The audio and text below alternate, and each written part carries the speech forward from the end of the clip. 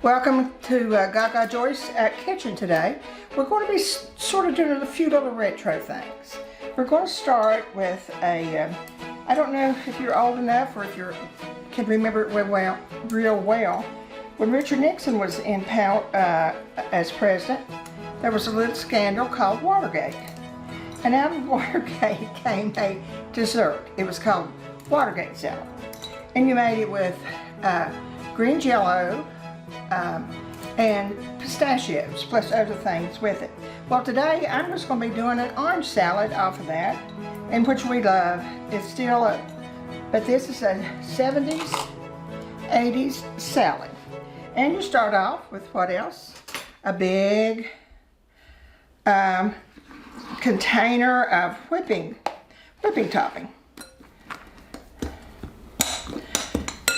You add this is orange jello, and yeah, I may do a double one, so I'm trying to figure it out. But it's usually a small box of the jello you want to mix. You can get any jello you want to use with this, but just line your vegetables up what would go, sort of coordinate with it. And this is orange, and I'm adding like a small box of jello, and if I need more, I'll add more.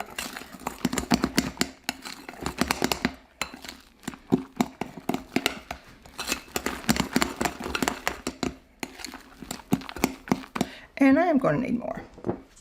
It needs to be good orange, a good orange. There we go.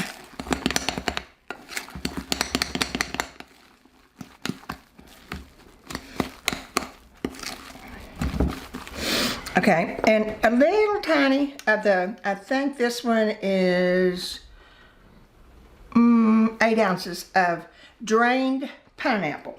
Get it as dry as you can and put it in. And I used the mandarin oranges to go with it because it just sounded so good with the... I'm gonna dip them out because I got them as dry as I could, but I can see there's a little bit of water in there.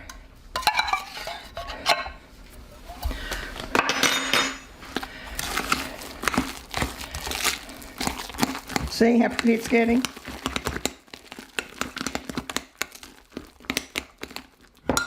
And I'm adding about a half a cup or more of walnuts.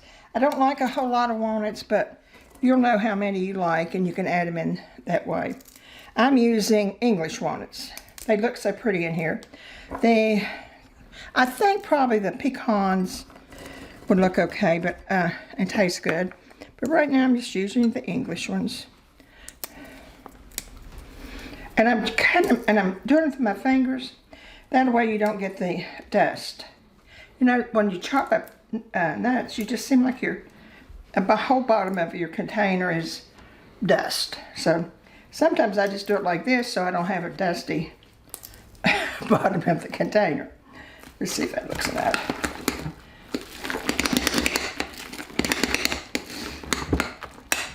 Now, the next and the last thing is little marshmallows. And I've got good 2 cups. We're good with 2 cups.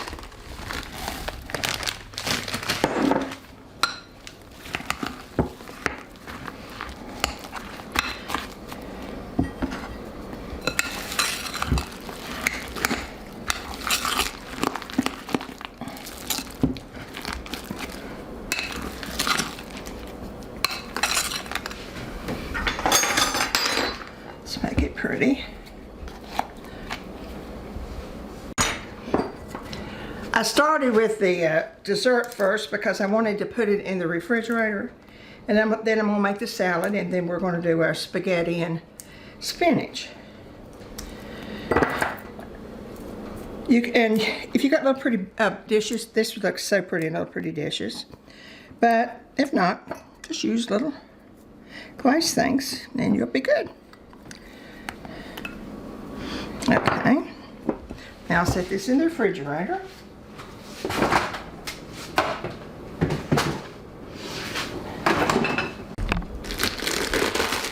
I'm taking the that rib out of this lettuce. I have to tell you something funny. When we were growing up, a salad was lettuce, and my mother would take a pretty big piece of lettuce. Of course, things seemed like things were bigger in those days. And she cut it into wedges and put mayonnaise and salt and pepper on it, and we loved it. And I was at a real fancy restaurant around Christmas, and on the salad menu was wedge lettuce salad. Now going, I don't think I know what that is. And my friend got the wedge lettuce salad, and I thought, that's my mother's salad from long ago. So now I'm back to eating wedge lettuce salad, and believe me, it's just as simple as it sounds. You take your lettuce, you cut it into wedges. Simple as that. Beautiful wedges.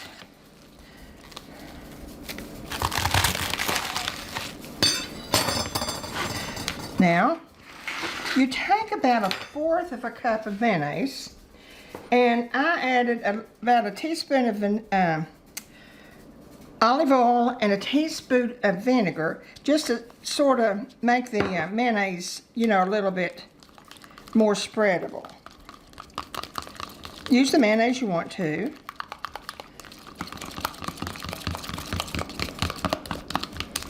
And you see it becomes very spreadable. And just drop it on your salad. Now how could it be any simpler than that? And it really is good this way. I guess now it's my favorite way of doing a salad, because now I remember my mama doing it so many times. And then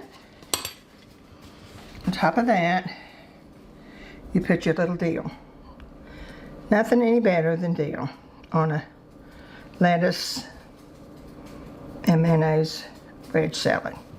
And there's your salad. Now how easy was that? Try that one tonight for a face. Okay, now we're up to the spaghetti, and it's spinach, garlic, and I cut my mushrooms in pretty small pieces. And now we're going to put about 1/4 of a cup, maybe 2 tablespoons. 1/4 of a cup is 3, I think. So we'll put between 2 and 3, just as long as the bottom's covered.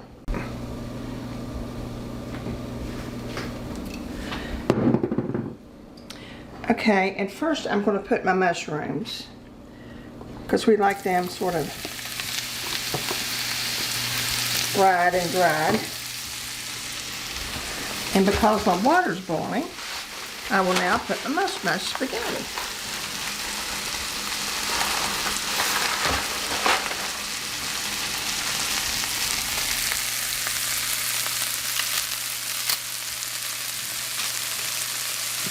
I put about 1/2 pound.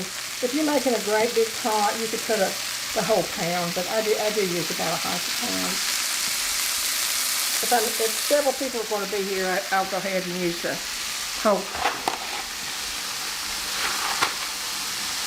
I use the whole one. Today you're okay.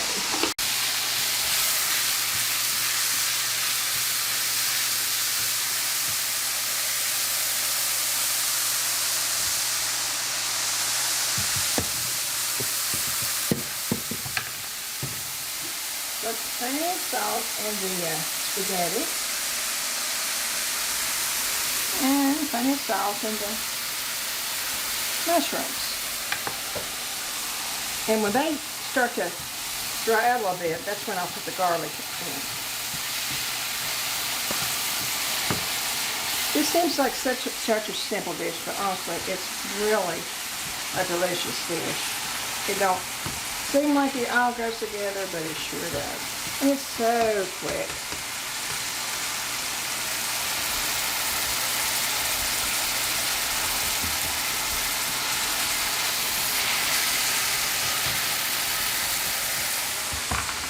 Okay, now goes the garlic. 2 large cloves of garlic.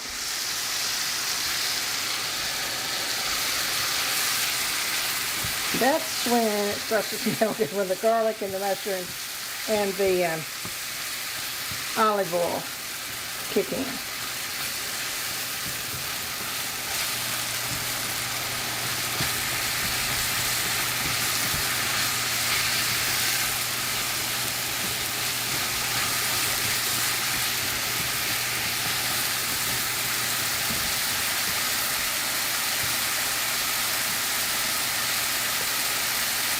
The spaghetti normally takes about 10 minutes. So. Now, before my spaghetti's done, so I'm going to drop my spinach down in here.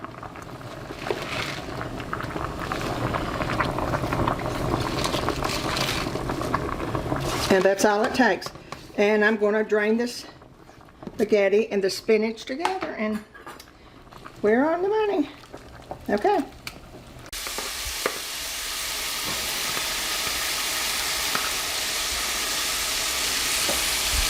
Now see how the spinach just wilted? How you just wilted all of your spinach and your spaghetti together with your olive oil, garlic,